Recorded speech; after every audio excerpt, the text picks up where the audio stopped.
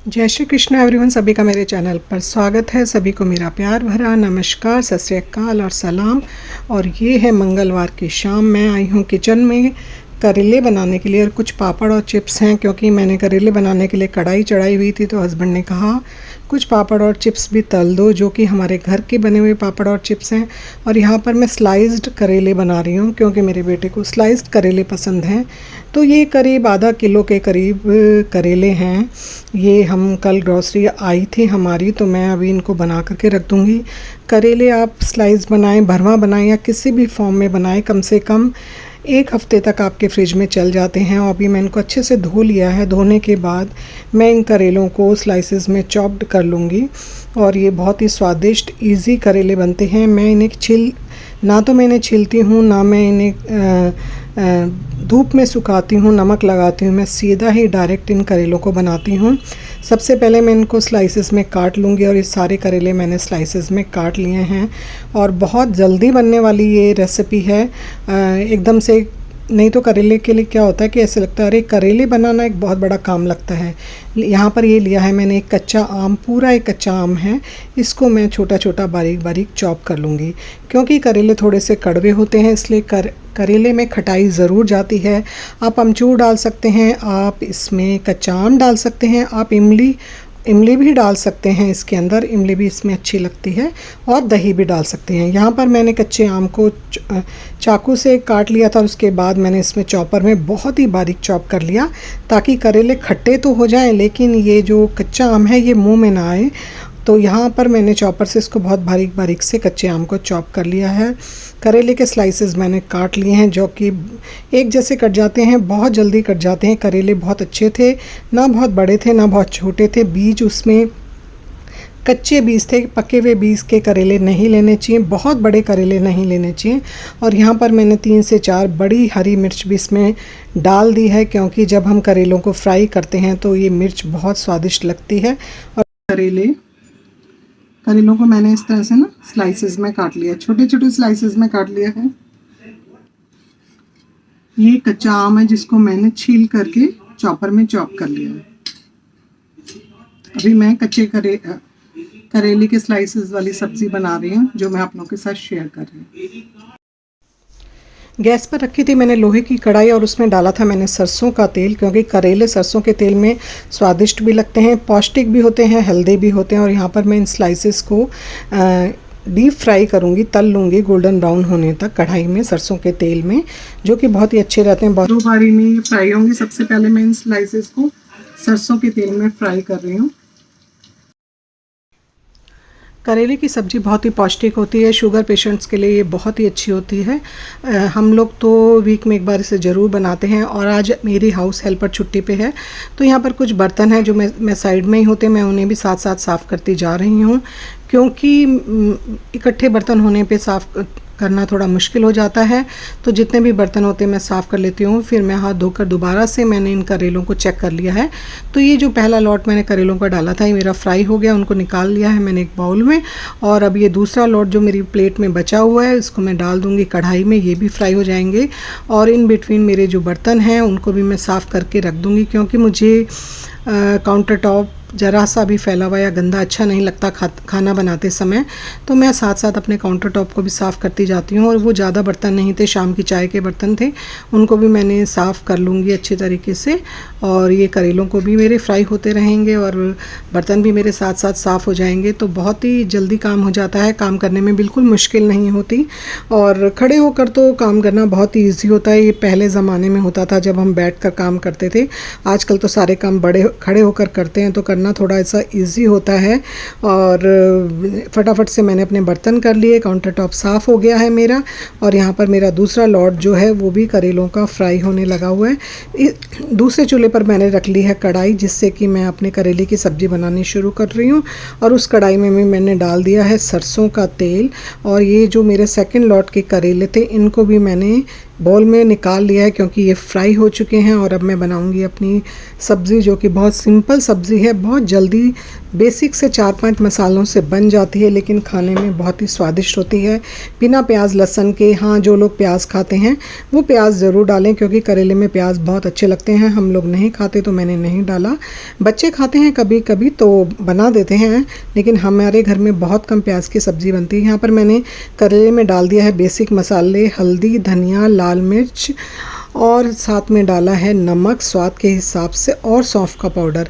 करेले की सब्ज़ी में सौंफ का पाउडर ज़रूर जाता है। धनिया और सौंफ ज़रा ज़्यादा क्वांटिटी में जाता है। जैसे कि आधा किलो करेले में मैंने डाली थी आधा चम्मच हल्दी, आधा चम्मच लाल मिर्च, 2 चम्मच धनिया और 2 चम्मच मैंने डाला था सौंफ का पाउडर। और ये कच्चा आम जो मैंने चॉप करके डाला है, ये बहुत सारा एक आम था, वो भी मैंने इसमें डाल दिया। और इसको मैं अच्छी तरह से मिक्स कर दूंगी ताकि ये सारे मसाले एक एक स्लाइस में, एक एक करेले के स्लाइस में लग जाए, मिक्स हो जाए। और फिर मैं इसको ढक करके स्लो गैस पर पकने के लिए रख दूंगी। मैंने सबसे छोटी गैस पे तवा रखा, तवे के ऊपर ही कढ़ाई रखकर गैस को कर दिया है मैंने स्लो। और इसको प्लेट से ढककर इसके ऊपर मैं रख दूंगी एक फेट, और ये अच्छे से पकते रहेंगे और मैं बाकी अपना काम कर लूँगी। और ये करेले बहुत ही स्वादिष्ट बन करके तैयार होते हैं।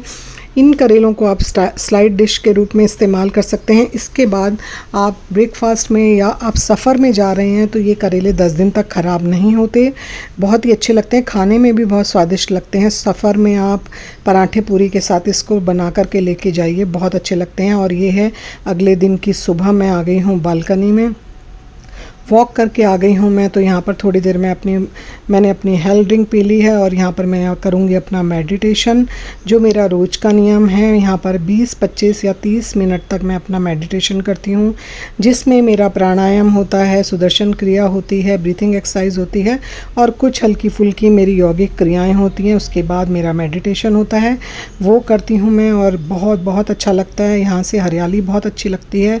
पशु पक्षी मेरी बालकनी में आते हैं, कबूतर, कोयल मेरी बालकनी में आकर, यहाँ पर हमने एक बोल में पानी रखा हुआ है, पानी पीते हैं, तो ये बहुत ही अच्छा लगता है। इसके बाद मैंने यहाँ पर हमारे ना तुलसी के 4 पौधे लगे हैं जो काफ़ी बड़े हो गए हैं। सभी पौधों में बहुत मंजरी आ गई थी, तो अभी मैं सारी मंजरी को निकाल दूंगी, क्योंकि मंजरी जो है वो तुलसी माता को चुभती है और तुलसी माँ के पौधे की ग्रोथ को भी रोकती है। लेकिन इस मंजरी के बहुत सारे फ़ायदे हैं, तो मैं सारी मंजरी को निकाल कर संभाल कर रख लेती हूँ। अभी मैं सारी मंजरी पौधों में से निकाल रही हूँ, फिर मैं इनको साफ़ करके एक डब्बे में भर करके रख लूँगी। और ये मंजरी हमारी बहुत सारी चीज़ों में हमारे इस्तेमाल में आती है, जैसे कि आप इस मंजरी को चाय में डाल सकते हैं। इसके अलावा इस मंजरी को आप अपने एक लाल कपड़े में बांध कर तिजोरी में रख सकते हैं, मंदिर में रख सकते हैं, अपने पर्स में रख सकते हैं। ऐसा माना जाता है कि ऐसा करने से तुलसी माँ की कृपा आपके ऊपर सदैव बनी रहती है, घर में धन लक्ष्मी की कृपा बनी रहती है। तो इस मंजरी का और इसे अगर ये मंजरी गिर जाए तो इसे उठाकर आप पौधों में भी डाल सकते हो, जिससे कि तुलसी का पौधा फिर से पनपने लगता है। तो यहाँ पर बहुत सारी मंजरी है जिसको मैं निकाल दूँगी। बड़े बड़े 4 पेड़ हैं तुलसी के हमारे घर में, और बहुत बहुत मंजरी इस मौसम में मंजरी होती है तुलसी माँ पे, लेकिन वो निकाल देनी चाहिए, क्योंकि तुलसी माँ को मंजरी चुभती है। अच्छा, भगवान शिव के ऊपर तुलसी नहीं चढ़ाई जाती, लेकिन आप मंजरी भगवान शिव पे चढ़ा सकते हैं। भगवान विष्णु को आप मंजरी अर्पित कर सकते हैं, जिससे वो प्रसन्न होते हैं, आशीर्वाद देते हैं। तो यहाँ पर मैं हमेशा अपनी मंजरी को बहुत संभाल के रखती हूँ। चाय में आप खांसी ज़ुकाम में मंजरी का इस्तेमाल कर सकते हैं, बहुत फ़ायदा पहुँचाती है। तो मंजरी के हमारे जीवन में बहुत सारे उपयोग हैं जो हम कर सकते हैं। तो यहाँ पर मैं अपनी मंजरी निकाल रही हूँ।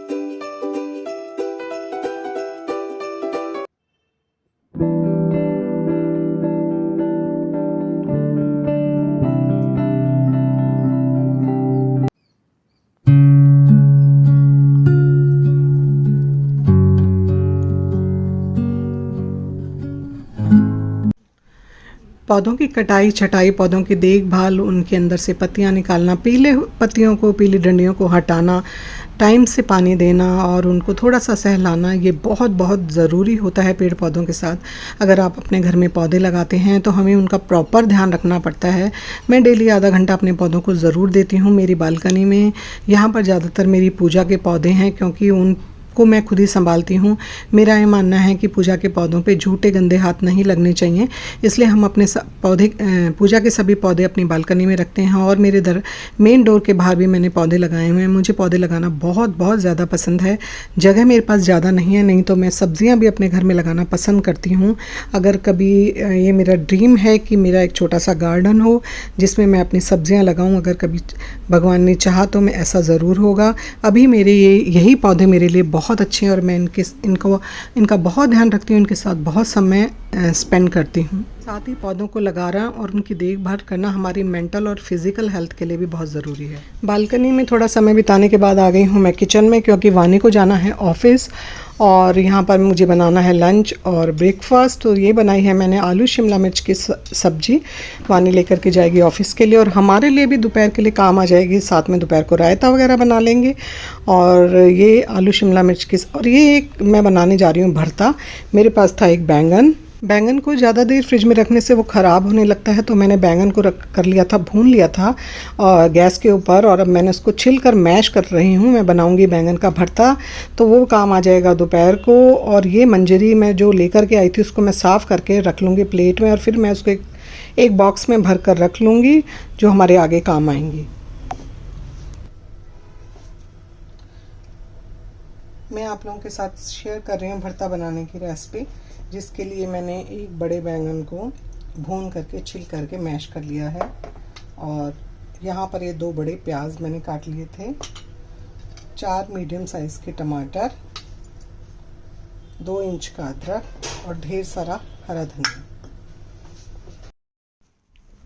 बैंगन का भरता ऑलमोस्ट सभी लोगों को बहुत पसंद आता है। तो यहाँ पर बैंगन मेरा रेडी हो चुका है। प्याज मैंने काट लिए थे, टमाटर, अदरक और हरी मिर्च। कढ़ाई को रखा है गैस पे। जब वो गर्म हो गई तो उसमें डाला ऑयल और साथ में मैंने डाल दिया है चॉप किया हुआ प्याज। तो यहाँ पर ये प्याज को मैंने बहुत बारीक चॉप किया। आप किसी भी शेप में कर सकते हैं। कुछ लोग थोड़ा लंबा काट कर पसंद करते हैं, मैं थोड़ा बारीक कटा हुआ पसंद करती हूँ। तो मैंने यहाँ पर प्याज को अच्छे से चॉप कर लिया और उसको ट्रांसपेरेंट होने तक मैं भून लूँगी, फ्राई कर लूँगी। बहुत ज़्यादा लाल मुझे प्याज को नहीं करना। भरते में बहुत ज़्यादा भुना हुआ प्याज अच्छा नहीं लगता, कड़वा हो जाता है। तो यहाँ पर मैंने प्याज को भून लिया। उसके बाद मैं अपने डाल रही हूँ टमाटर, और टमाटर को भी मैं प्याज के साथ, टमाटर में ही मैंने हरी मिर्च काट कर चॉप कर ली थी। तो यहाँ पर टमाटर और हरी मिर्च है। यहाँ लिए थे मैंने 2 बड़े बड़े प्याज और 4 मीडियम साइज़ के टमाटर, 4 हरी मिर्च और ये 2 इंच अदरक जो मैंने कद्दूकस कर ली थी, ये भी मैंने इसमें डाल दी है। भरते के अंदर प्याज, टमाटर, अदरक और हरी मिर्च का बहुत ही ज़्यादा स्वादिष्ट लगती है। आप इन्हें ज़रूर से ज़रूर डालिएगा, इसके बिना भरते में स्वाद नहीं आएगा। स्वाद के हिसाब से मैंने डाल दिया है इसमें नमक, और मैं इसको फिर से एक बार अच्छी तरह से भून करके पकाऊंगी। और मैं इसको इतना पकाऊंगी कि सारा नमक जो है सारे प्याज, टमाटर, अदरक और हरी मिर्च के साथ अच्छी तरह से मिक्स हो जाए। और उसके बाद इसमें हम डाल देंगे बेसिक मसाले जो होते हैं हमारे, जैसे कि हल्दी हो गई, लाल मिर्च हो गई और धनिया पाउडर हो गया। इसमें बहुत ज़्यादा मसालों की ज़रूरत नहीं है, क्योंकि हरी मिर्च, अदरक, प्याज और टमाटर का अपना फ्लेवर होता है। भुना हुआ जो बैंगन था मैश किया वो भी मैंने इसमें डाल दिया। उसकी क्लिप थोड़ा मिस हो गया। और ये बैंगन का डंठल है जो कि मुझे भरते में बहुत अच्छा लगता है, मैं इसे खाती हूँ। तो डंठल भी मैंने, ऊपर वाला डंठल जो होता है ना, उसको अच्छी तरह से धो करके वो भी मैंने इसमें डाल दिया है। और अभी इस भरते को ये कम से कम मैं 10 से 15 मिनट तक भूनूंगी, जब तक कि ये सारी चीज़ें, सारे मसाले बैंगन में अच्छी तरह से मिक्स ना हो जाएं, सारे फ्लेवर बैंगन में ना आ जाएं और ये सब कुछ अच्छी तरह से भुन ना जाए। और ये बैंगन का भरते को हमें तब तक पकाना है, एक तो ये हल्का हल्का तेल छोड़ने लगेगा, दूसरा इसमें से खुशबू आने लगेगी, तीसरा ये ना थोड़ा सा शाइनी हो जाएगा, एकदम मैशी हो जाएगा। तब आपको पता चलेगा कि आपका भरता भुन चुका है और ये बहुत ही स्वादिष्ट बनता है। इसके बाद मैं यहाँ पर आज बना रही हूँ टमाटर खीरे के सैंडविच, वानी के ऑफिस ले जाने के लिए और अपने ब्रेकफास्ट के लिए, हस्बैंड के लिए, अपने और बेटे के ब्रेकफास्ट के लिए। तो यहाँ पर मैंने खीरे को छील करके उसके स्लाइसेस जो हैं वो निकाल लिए हैं। ये मेरे पास एक स्लाइसर है जिसमें मैंने खीरे को स्लाइस बना लिया है, उसको एक बोल में निकाल लिया है। और साथ ही में मैं यहाँ पर टमाटर काट रही हूँ। टमाटर को मैंने ऑलमोस्ट पतला पतला ही मैं काटूँगी, जिस तरह से कि खीरे हैं, ताकि वो सैंडविच बनाने में एक जैसे लगे। और यहाँ पर मैंने तवे के ऊपर रख दिया था अपना भरता, कढ़ाई और प्लेट ढक दी थी, जिससे कि आराम से गलता रहे, भूनता रहे धीमी आंच पर। आप उसके बाद सब कुछ बनाने के बाद आप इसको धीमी आंच पर रख दीजिए और कम से कम 10 मिनट आप इसको पकाइए। ये बहुत स्वादिष्ट लगता है। जल्दीबाजी नहीं कीजिए, जल्दीबाजी करके बनाए गए भरते में स्वाद नहीं आता। कम से कम 10 से 15 मिनट तक आप इस भरते को बहुत ही धीमी आंच पर भूनते रहिए। यहाँ पर मैंने टमाटर और खीरे में कुछ स्पाइसेस डाल रही हूँ, जैसे कि मैंने इसमें डाला है भुना जीरा, चिली फ्लेक्स और ऑर्गेनोज इसमें डाले हैं। सारी चीज़ें मैंने मिक्स कर दी हैं। बहुत स्वादिष्ट लगता है, बहुत हेल्दी होता है ये सैंडविच। और यहाँ पर देखिए मेरे बैंगन ने तेल छोड़ना शुरू कर दिया भरते ने, और खुशबू भी इसमें से आने शुरू हो गई है। अब इस टमाटर और खीरे के स्लाइस में मैं डाल रही हूँ मेल्टेड बटर। आप इस तरह से बना करके देखिएगा, बहुत स्वादिष्ट सैंडविच बनते हैं। 2 चम्मच मैंने इसमें मेल्टेड बटर डाल दिया। मैं बटर को हमेशा मेल्ट कर देती हूँ, उसके 2 फ़ायदे होते हैं। एक तो वो वेस्ट नहीं होता और बहुत ही अच्छी तरीके से लग जाता है। और बाकी मैंने यहाँ पर लिए 6 स्लाइसेस। अभी मैं यहाँ पर 2 लोगों के लिए सैंडविच बना रही हूँ। मैं 3 स्लाइस का सैंडविच बनाती हूँ। तो यहाँ पर अभी मैं हस्बैंड और अपनी डॉटर इन लॉ वानी के लिए सैंडविच बना रही हूँ। तो यहाँ पर मैंने स्लाइसेस 300 स्लाइसेस में बटर लगा दिया था, और यहाँ पर 3 जगह मैं ये स्लाइस लगा के इनके ऊपर एक एक स्लाइसेस और लगाऊंगी, और फिर एक एक और लगाऊंगी। इस तरह से ये 6 स्लाइसेस बन जाएंगे। 3 लेयर का ये सैंडविच बनता है, और उसके ऊपर थोड़ा थोड़ा सा बटर और लगाकर इस सैंडविच मेकर में मैं अपने स्लाइसेस को सेक लूँगी। बहुत अच्छे बनते हैं स्लाइस मेकर में। इस सैंडविच मेकर में मेरे स्लाइसेस बहुत अच्छी तरह से सिक जाते हैं। और यहाँ पर देखिए कितना स्वादिष्ट, कितना कलरफुल, कितना टेम्पटिंग बैंगन का भरता मेरा तैयार। और इसमें डाल दूँगी मैं ढेर सारा धनिया, जो कि भरते में बहुत ही अच्छा लगता है। और आधा चम्मच मैं डालूँगी इसमें गरम मसाला। बहुत ज़्यादा गरम मसाला इसमें डालने की ज़रूरत नहीं है, आधा चम्मच गरम मसाला इसमें बहुत है। और बस इनको मैं कर दूँगी अच्छी तरह से मिक्स, और ये मेरा बैंगन का स्वादिष्ट, हेल्दी, बहुत ही टेस्टी भरता बन करके तैयार है, जो कि पूरी के साथ, पराठे के साथ या रोटी के साथ बहुत अच्छा लगता है। मुझे तो ये चावल के साथ, मुझे और मेरी दोनों बहुओं को ये चावल के साथ बहुत ज़्यादा पसंद है बैंगन का भरता। हम लोग इसको राइस के साथ भी बहुत एंजॉय करते हैं। आप इस तरह से बनाइए और एंजॉय कीजिए, आपको बहुत ज़्यादा पसंद आएगा। और यहाँ पर मेरे स्लाइसेस तैयार हो गए थे। अब मैं करूँगी मैं इनको टमाटर और खीरे से असेंबल। तो यहाँ पर ये मेरे 2 स्लाइसेस हैं जिनको मैंने सेक लिया है। अब इनके बीच में मैं लगाऊंगी, ये लेयर करूँगी ये खीरे और टमाटर। इस पहले मैंने एक स्लाइस के ऊपर करा लेयर, और उसके ऊपर मैंने दूसरा रख दिया। अब मैं फिर से उसके ऊपर एक और रखूँगी, और इस तरह से ये 3 लेयर का मेरा एक सैंडविच बन करके रेडी हो गया है।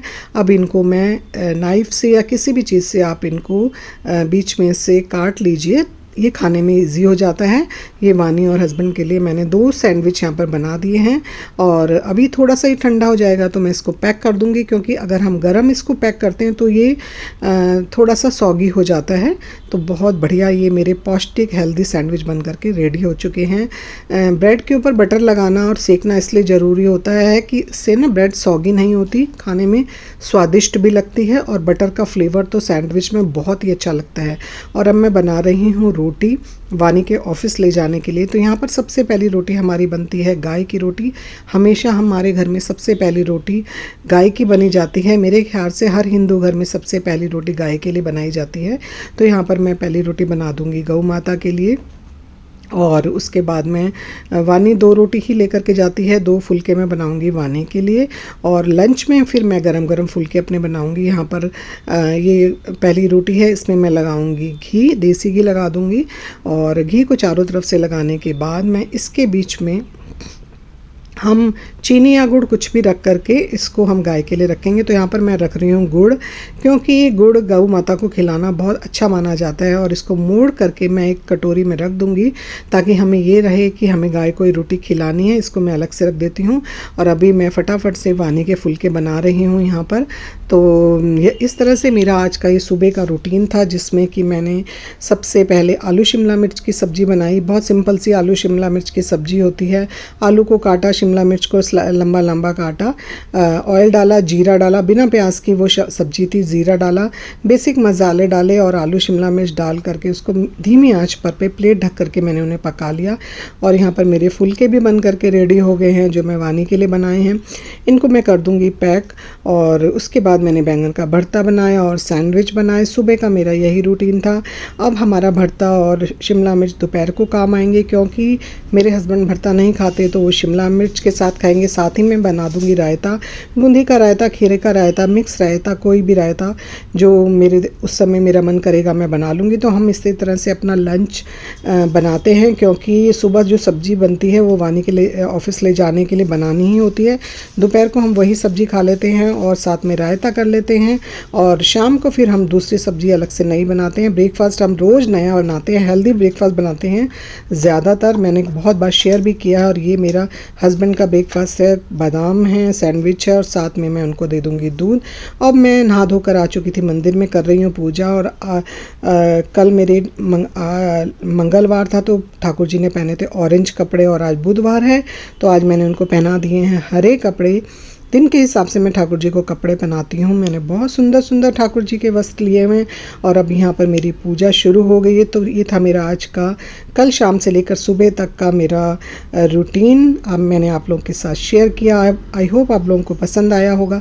पसंद आया हो तो प्लीज़ इसे लाइक, शेयर और सब्सक्राइब कीजिए। मिलूंगी आपसे नेक्स्ट वीडियो में। तब तक आप लोग अपना ध्यान रखिए, हंसते रहिए, खुश रहिए, मुस्कुराते रहिए। घर छोटा हो या बड़ा पौधे ज़रूर लगाइए। सुबह की सबसे पहले रोटी गौ माता के लिए निकालिए। पशु पक्षियों के लिए दाना पानी रखिए। वीडियो देखने के लिए आप लोगों का बहुत बहुत धन्यवाद।